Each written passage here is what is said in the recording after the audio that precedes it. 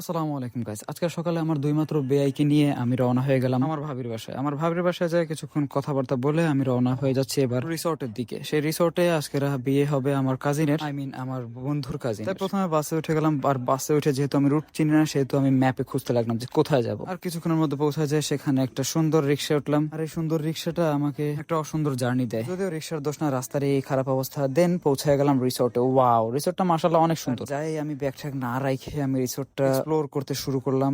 আর আমার বন্ধুর সাথে দেখা হয়, ও সুন্দর একটা কিচেন কেনে ওর এয়ারপোর্টের জন্য, এন্ড আলহামদুলিল্লাহ আমার জন্য একটা ঘড়ি কেনে, যে ঘড়িটা আমার অনেক পছন্দ ছিল। আমরা একটা বারান্দায় এসে আমরা গল্প আড্ডা করতে থাকি। আর এখন টাইম হচ্ছে আমাদের সুইমিং পুলে গোসল করার। আর এখানে অনেকক্ষণ গোসল করার পর এই যে আমাদের ছেলেদের থাকার জায়গা সেটা দেখে ফেললাম। দেন গোসল করে ফ্রেশ শেষ হয়ে আমরা চলে গেলাম সেই জায়গায় এক্সপ্লোর করতে।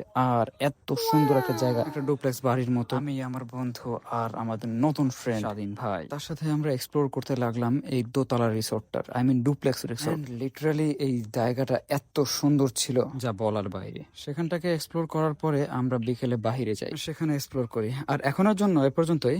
আসসালামু আলাইকুম।